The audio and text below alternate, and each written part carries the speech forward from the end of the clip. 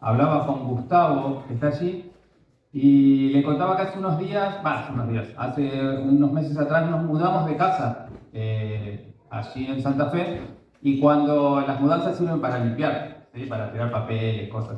Y dentro de los papeles encontré el mapita que me dio el tío de ellos, el tío de los chicos, de cómo tenía que volver a Santa Fe. La primera vez que vine acá a Cinco Salta, así que ese mapita tiene como 15 años que seguía funcionando. Así que bueno, nosotros somos de Santa Fe, sí, vivimos allí.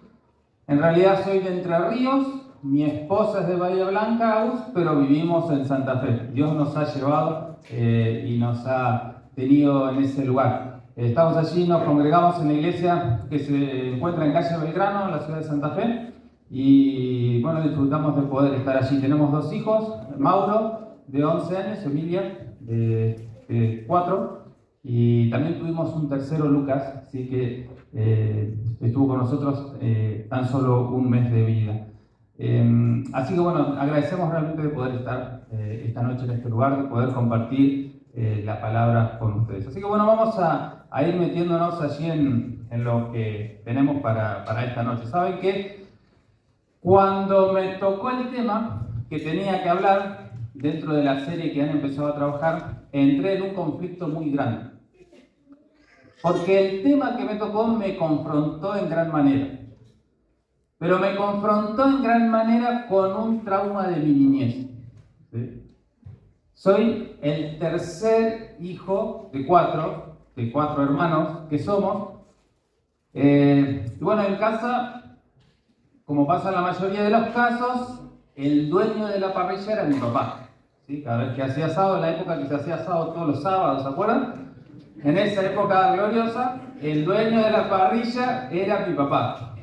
En el supuesto caso que él no pudiese, bueno, se lo derivaba a mi hermano mayor. Y en el supuesto caso que mi hermano mayor no pudiese, ¿a quién se lo derivaba? Al muchacho que trabajaba en casa, ¿sí? Así que creo que nunca en la época de mi papá hizo un asado ahí en casa. Entonces, mis hermanos me cargaban, me decían que no podía prender el fuego. Que cada vez que quería prender el fuego, ¿qué pasaba? Se apagaba. Y lo he perfeccionado, pero les puedo asegurar que cada vez que enciendo un fuego, tengo el trauma que se me va a apagar. ¿Sí? Ayer estuve practicando ahí en la casa de los chicos, pero tengo ahí que se me va a apagar. Lo pongo, allá lo ponía a Mauro y a Juan Bautista y digo, avísenme si se apaga el fuego, ¿sí? Avísenme si se apaga el fuego, porque bueno. Y bueno, la historia de hoy, el tema de hoy nos habla de esto, de encender el fuego, de avivar el fuego.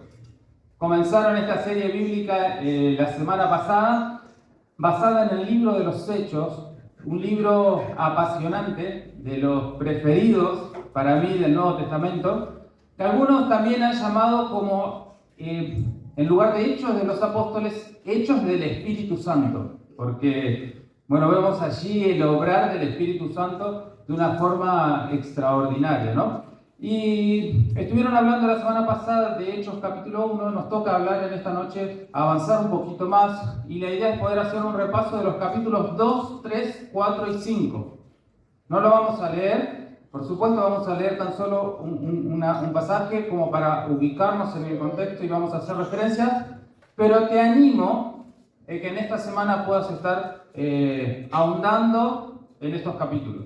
Te puedas tomar el desafío personal de leer, son poquitos capítulos que lo puedas leer un día, 2 días, leerlo en nuevas versiones, indagar un poquito más sobre estos pasajes. Si vamos a abrir nuestras Biblias en el libro de Hechos, capítulo 2, vamos a leer allí los primeros 11, 12 versículos y después vamos a ir haciendo algunas referencias en el resto de los capítulos que tocan para este día, ¿no? Dice así, Hechos capítulo 2 a partir del versículo 1. Lo voy a leer en la versión Reina Valera 60. Cuando llegó el día de Pentecostés, estaban todos unánimes juntos, y de repente vino del cielo un estruendo como de un viento recio que soplaba, el cual llenó toda la casa donde estaban sentados. Y se les aparecieron lenguas repartidas como de fuego, asentándose sobre cada uno de ellos. Y fueron todos llenos del Espíritu Santo y comenzaron a hablar en otras lenguas según el Espíritu les daba que hablasen. Moraban entonces en Jerusalén judíos, varones piadosos, de todas las naciones bajo el cielo. Y hecho este estruendo, se juntó la multitud. Y estaban confusos, porque cada uno les oía hablar en su propia lengua, y estaban atónitos y maravillados, diciendo: mirad, ¿no son galileos todos estos que hablan? ¿Cómo pues les oímos a nosotros hablar cada uno en nuestra lengua en la que hemos nacido? Y allí ya da una descripción de los que estaban allí en Jerusalén: partos, medos, elamitas, y los que habitamos en Mesopotamia, en Judea, en Capadocia, en el Ponto y en Asia, en Frigia, en Panfilia, en Egipto, y en todas las regiones de África más allá del Cirene, y romanos aquí residentes, tanto judíos como prosélitos, cretenses y árabes, y les oímos hablar en nuestras lenguas las maravillas de Dios. Versículo 12, y estaban todos atónitos y perplejos, diciéndose unos a otros: ¿qué quiere decir todo esto? Bueno, luego de la resurrección,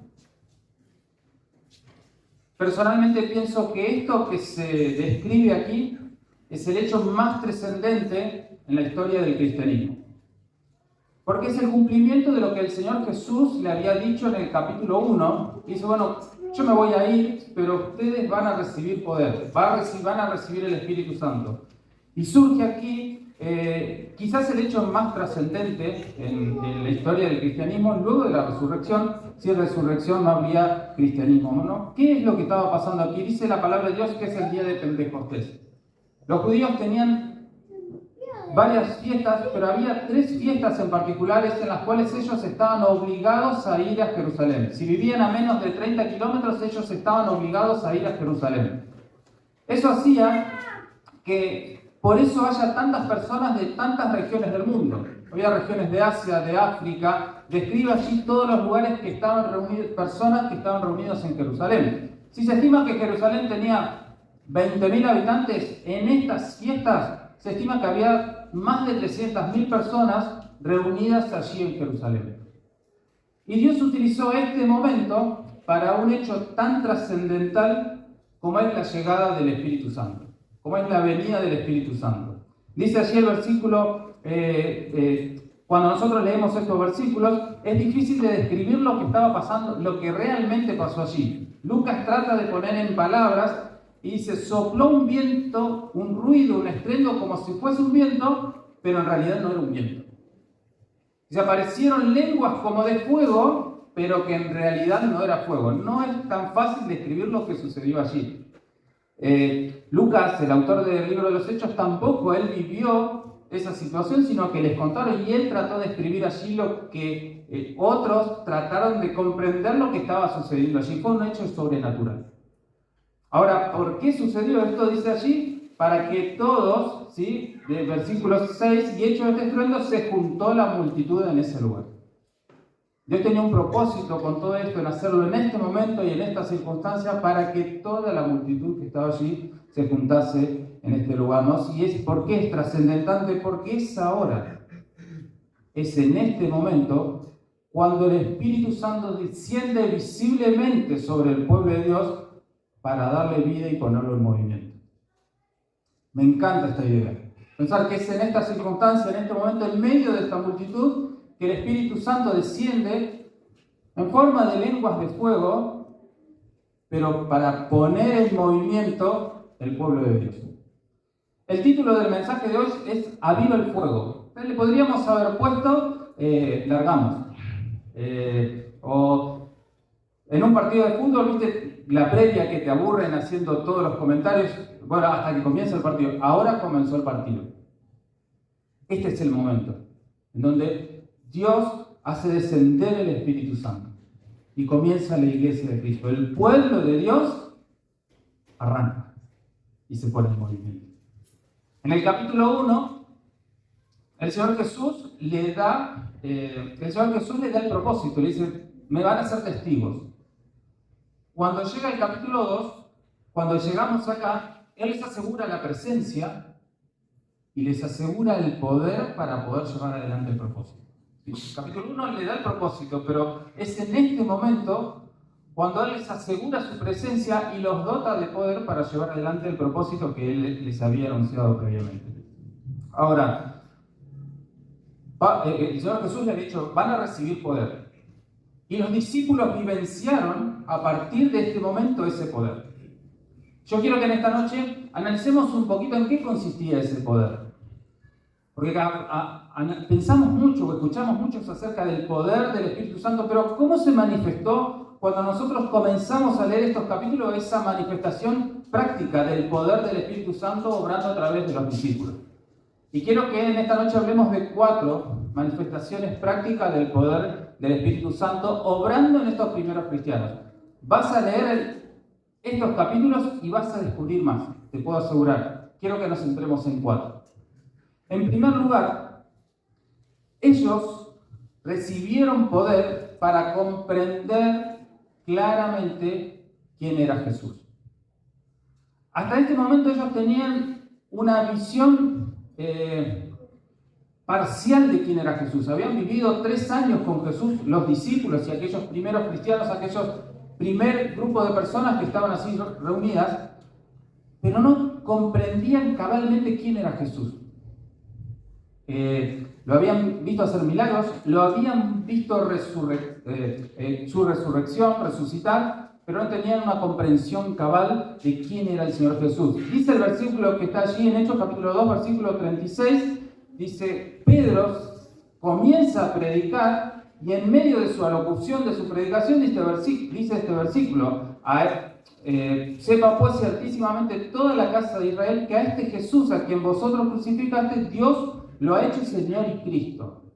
Y esto lo vimos el miércoles, el martes en la reunión de oración. Pedro está diciendo aquí, está teniendo una clase de cristología acelerada. Y dice, ese Jesús que ustedes vieron caminar en esta tierra y a ustedes crucificaron, ese Jesús es el Jesús hombre. Pero ese Jesús, Dios lo hizo Señor y me habla del Jesús Dios, de su divinidad. Pero a ese Jesús también dice, Dios lo ha hecho Señor y Cristo, que es el Mesías, el que había de venir, el ungido. Y los discípulos acá tuvieron una comprensión cabal de quién era Jesús. No solo que tuvieron una comprensión cabal de quién era Jesús, sino que me asombra cuando Pedro comienza a predicar, comienza a relacionar la persona de Jesús con el Antiguo Testamento, con las profecías del Antiguo Testamento, y relaciona el Espíritu Santo con las profecías de Joel, y relaciona con los salmos de David, y relaciona con las profecías de Isaías. Y Pedro era una persona que no había tenido una formación teológica.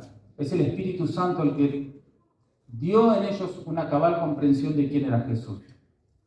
Decía Rubén recién, pidámosle al Señor que abra nuestros ojos. ¿Cuál es tu visión que vos tenés de Jesús? Porque ese mismo poder está disponible para nosotros para que podamos tener una comprensión cabal de quién es Jesús. Y esto no tiene que ver con una revelación extática, con algo, un éxtasis, no. Tiene que ver con el conocer la verdad de Dios, el conocer de Jesús, el enamorarte de Jesús, de poder conocer un poco más de Él. Entonces el poder primero se manifestó en una comprensión real de quién era Jesús. En segundo lugar, poder para dar testimonio de Jesús. Esto se lo había dicho el Señor Jesús. Recibiréis poder y me seréis testigos, ¿sí? En Jerusalén, en Judea, en Samaria. Ahora, fíjate qué interesante, porque esto es lo que me encanta de este pasaje. Una de las cosas que me encanta de este capítulo. ¿Cuál es la imagen que nosotros tenemos de Pedro? La última imagen que tenemos de Pedro. Un Pedro negando al Señor Jesús. Si tenemos que hablar del resto de los discípulos, es un grupo de personas que allí en el huerto, cuando lo fueron a buscar al Señor Jesús, salieron huyendo por el temor que tenían. Nos imaginamos al final del Nuevo Testamento, los vemos a los discípulos así, reunidos en el aposento alto, temerosos de los judíos que habían crucificado al Señor. Ahora nosotros llegamos al libro de Hechos y fíjate que en Hechos capítulo 2, continuado de esto que acabamos de leer, lo vamos a encontrar a Pedro levantándose y predicando a una multitud. Se convirtieron 3.000 personas. Imagínate la multitud que había allí. En Hechos capítulo 3 vas a ver a Pedro y Juan yendo al templo, sanando un cojo. Cuando se produce el milagro, la multitud se acerca para ver qué estaba pasando. ¿Y qué hace Pedro? Se pone en pie y empieza a hablar de Jesús. Cuando los religiosos lo escuchan, lo toman prisionero y luego lo llevan al concilio. Capítulo 4, ¿dónde lo vas a encontrar a Pedro? Hablándole a los religiosos acerca de Jesús. Lo mismo que 50 días antes habían crucificado al Señor Jesús. Hechos capítulo 5, vas a ver a Pedro de pie predicando frente a los mismos religiosos que unos días antes lo habían encarcelado. ¿Y dónde está la diferencia? En el poder que el Espíritu Santo le dio sobre ellos. Le dio una valentía y una claridad sobre Jesús, un coraje, una audacia de forma especial para poder hablar acerca de Jesús. Ahora hay un hecho interesante. Cuando ellos están en Hechos capítulo 5, cuando ellos son encarcelados, son castigados y le dicen que no tienen que hablar de Jesús, ellos salen de allí, salen con temor. Los discípulos salen gozosos, pero salen con temor.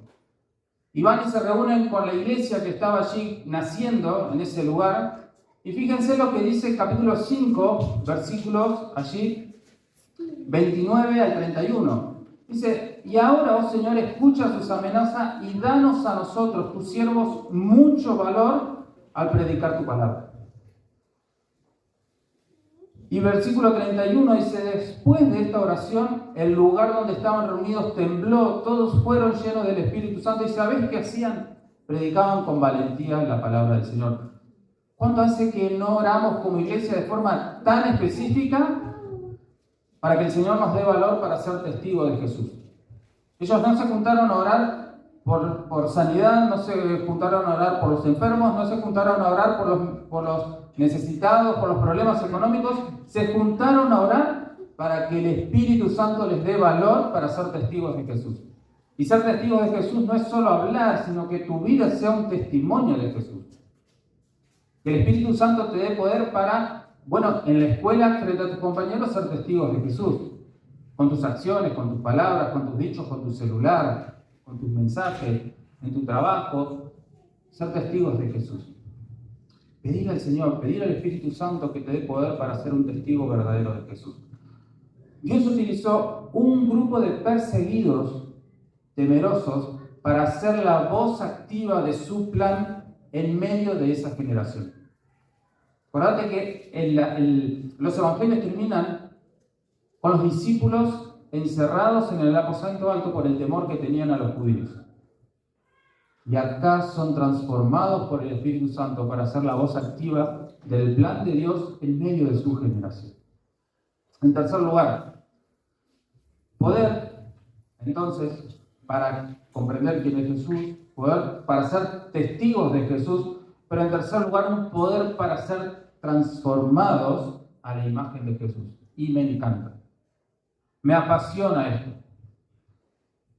¿Cuál es la imagen que tenemos de los discípulos en los evangelios? Y lo vamos a encontrar a Santiago y allí Juan, a Jacobo y Juan peleando a ver quién iba a estar a la derecha o a la izquierda. A Pedro lo vamos a tener sacando la espada y cortándole la oreja a uno. Después los vamos a encontrar huyendo. Los evangelios nos hablan de la humanidad de los discípulos. ¿Es así o no? ¿Sí? Lo vemos en todo su esplendor, la humanidad. Ahora, cuando nosotros llegamos al libro de Hechos, vamos a encontrar un grupo de personas que están totalmente enfocados en la causa de Jesús. ¿Y qué es lo que pasó en el medio? Fueron transformados por el poder del Espíritu Santo que vino en ellos. Transformó su mente, sus pensamientos. Como dice Pablo, tenemos la mente de Cristo, ellos entendieron el concepto. Pero transformaron su interior, que se vio reflejado en sus acciones, en su forma de vida, en su forma de vivir en comunidad, en su forma de expresarse frente a los demás. Fueron transformados por el poder del Espíritu Santo. Lo maravilloso de todo esto es que el Espíritu Santo, ¿sabes qué? Le dio una visión celestial. Aquellos que peleaban por un reino terrenal y quién iba a estar a la derecha y a la izquierda, ahora peleaban por un reino celestial. Y el Espíritu Santo le cambió la visión. ¿Cuál es tu visión de la vida? ¿Cuál es tu visión de este tiempo, de esta temporada, la que vos estás viviendo? Que sea una visión celestial, que busca, sí, la gloria de Dios. Dios transformó pequeños judíos insignificantes del norte, de allá, de Galilea, que no tenían ni formación. Dios transformó pequeños judíos insignificantes en grandes cristianos utilizados para ser verdaderos testigos de Jesús. Y vaya, si fue fuerte el impacto, si fue trascendente el impacto, que el impacto de ellos nos ha alcanzado hasta el día de hoy. Hay un dicho que dice, un dicho de la época de ellos, ¿no? Que decía que si querés riquezas, tenés que ir al norte de Israel. Si querés sabiduría, tenés que ir al sur. El sur estaba la sabiduría, estaba Jerusalén, allí estaban los dotados, ¿sí? En cuanto a estudios. Bueno, este grupo de judíos insignificantes del norte, que no tenían formación, son los que Dios utilizó, transformó su vida para ser testigos de Jesús. Y a mí me da esperanza. Y a mí me anima. En cuarto lugar, por eso nos va el tiempo, poder para fundar la iglesia. Te va a sorprender si lees los evangelios que Jesucristo habla tan solo 2 veces de la iglesia. Se centró en la formación de aquellos en los cuales le iba a dar la responsabilidad de fundar la iglesia que habían planeado con el Padre en la eternidad. Y se lo dio a este grupo de discípulos, de personas, con problemas, con luchas, con dificultades, pero el Señor confió en ellos para fundar su iglesia. Lo interesante de esto es que la iglesia que comienza aquí, es un lugar en donde cada uno tiene su lugar. Y Dios tiene el propósito definido para cada uno cuando ocupa su lugar. Dios usó vidas transformadas por el poder del Espíritu Santo para poner en movimiento la iglesia que había planeado en la eternidad. Hasta ahora la iglesia ha formado parte de los pensamientos de Dios, de los planes de Dios. Y confió en estos hombres, ¿sí?, para poder llevar adelante su plan. Vidas transformadas por el poder del Espíritu Santo. Quiero que te quedes con esta idea. Dios utilizó vidas transformadas por el poder del Espíritu Santo para mostrar su gloria en medio de esa generación. Estos discípulos de vidas transformadas por el poder del Espíritu Santo es lo que Dios utilizó para que su gloria se manifieste en aquel tiempo y en aquel lugar. No, porque todo se trata de la gloria de Dios, de darle la gloria a Dios. Ahora, ¿cómo hacemos nosotros hoy para cumplir también con esto que el Señor cumplió con sus discípulos en este tiempo? No soy un experto en fuego y le huyo, ¿sí? Si puedo evitar ser el asador, que tome otro la posta, no tengo ningún problema, pero he aprendido a defender. Y cuando se está apagando el fuego, hay que avivarlo, ¿sí? No alcanza con que me pare al lado de la parrilla y le digo, prendete. No alcanza. ¿Qué hay que hacer? A ver, qué expertos en fogata. ¿Qué hay que hacer? Hay que tomar acciones, ¿sí?, concretas.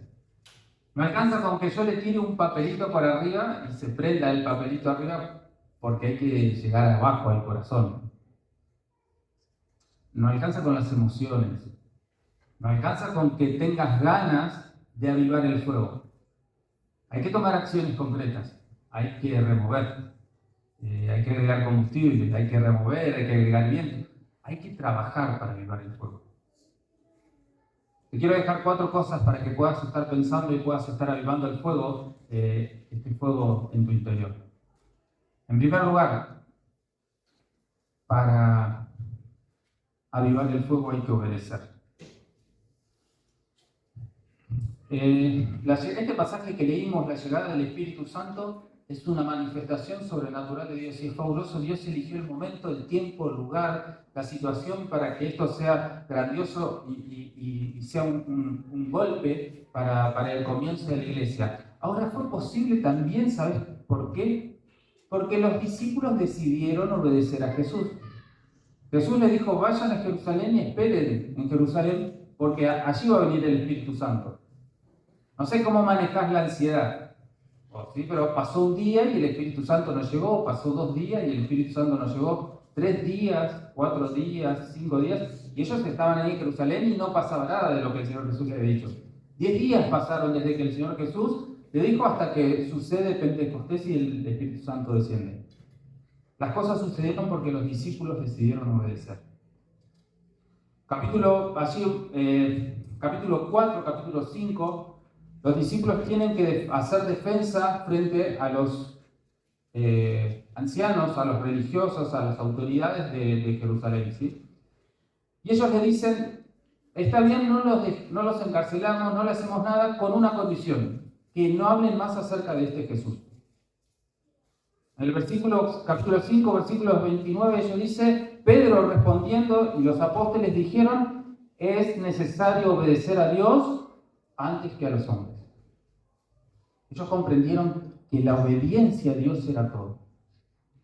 En el capítulo 5 vas a encontrar un versículo, te lo dejo para que lo busques, que dice que todos los que obedecieron fueron llenos del Espíritu Santo. La llenura del Espíritu Santo tiene que ver con tu deseo de obedecer a Dios.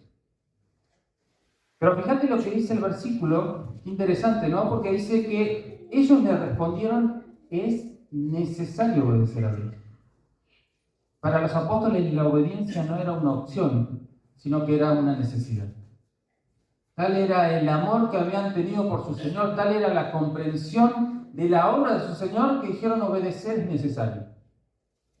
Entonces, ¿cómo está tu obediencia al Señor? ¿Cómo está tu conocimiento del Señor, tu amor por el Señor? Enamorarte de Jesús y empezar a obedecerle y vas a ver que vas a empezar a sentir el fuego del Espíritu obrando en vos. Pero es necesario obedecer.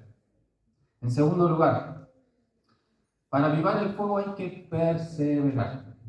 Capítulo 1, capítulo 2, vas a encontrar en varios versículos esta idea que los discípulos perseveraban.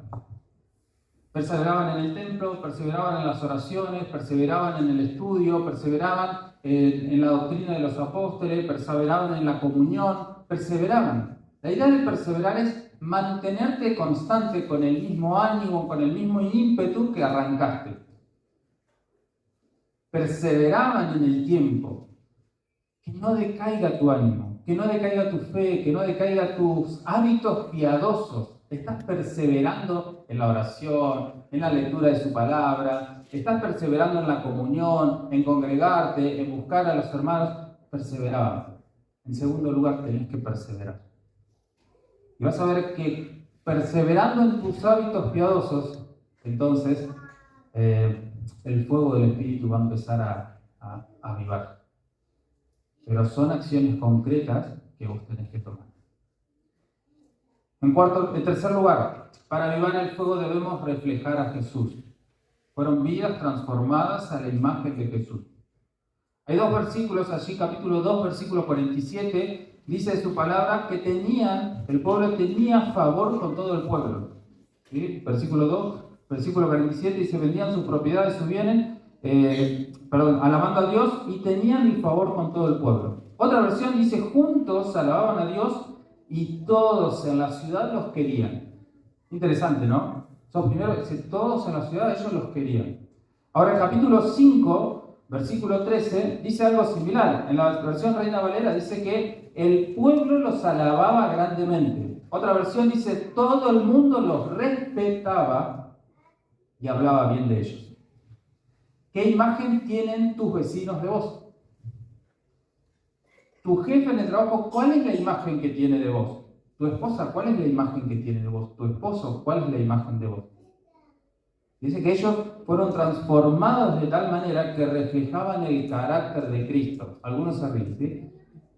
¿Sos un reflejo de Cristo en medio de tu generación? Cuando empieces a enamorarte de Jesús y querer reflejar el carácter de Jesús, el fuego se va a comenzar a avivar en tu interior. En cuarto lugar, para avivar el fuego hay que amar a la iglesia. Los discípulos comprendieron que ellos no podían dañar aquello que Cristo había formado, aquello que Cristo había comprado a tan alto precio. Por eso defendía la iglesia. Hubo peligros, hubo situaciones que surgieron, hubo amenazas, comenzó la murmuración, hubo hipocresía, pero ¿sabés que los discípulos defendieron la iglesia del Señor? Yo te animo esta noche a que puedas amar la iglesia de Dios. Yo sé que hay cosas que te dañaron, pero la iglesia es lo que Dios planeó en la eternidad para que nosotros hoy seamos testigos de Jesús. Amá a los ancianos, aunque haya cosas que no te gusten. Amá a tus hermanos, aunque haya cosas que no te gusten y te hayan dañado. ¿Por qué? Porque es la iglesia que Cristo compró.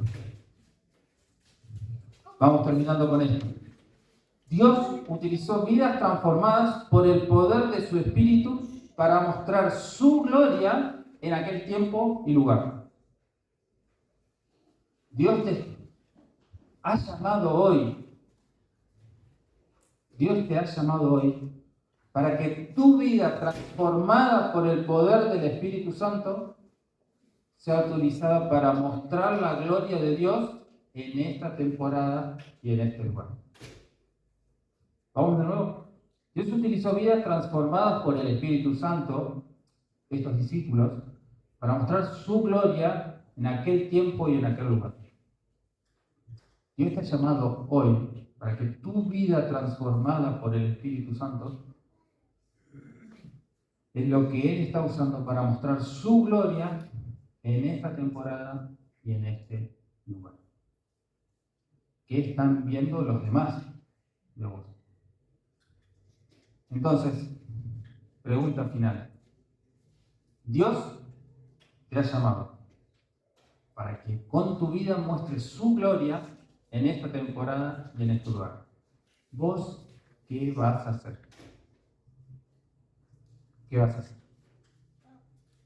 Vas a salir desafiado esta noche que tu testimonio, tu vida, tomes la decisión de que sea eso lo que Dios use para mostrar su gloria en esta temporada y en este lugar. Vamos a orar y cerramos. Padre, te damos muchas gracias por este tiempo. Te damos muchas gracias por tu palabra. Te damos gracias, Señor, porque nos ponemos a leer y no nos alcanza el tiempo para descubrir las verdades que tenés para nosotros. Señor, ayúdanos a verte con mayor claridad. Ayúdanos a tener una visión celestial de nuestra vida, de nuestras circunstancias, poder ver la eternidad en medio de nuestra cotidianidad. Señor, ayúdanos a que con nuestra mente, nuestro corazón podamos verte, podamos centrarnos en vos, enamorarnos más de Jesús, conocer de tu bondad, de tu persona. Ayúdanos que tu Espíritu se mueva con autoridad, con poder en nosotros. Ayúdanos a obedecer, a tener una visión clara, Señor, de tus propósitos para nosotros aquí en esta tierra. Señor, que salgamos desafiados a ser verdaderos testigos tuyos en medio de nuestra generación.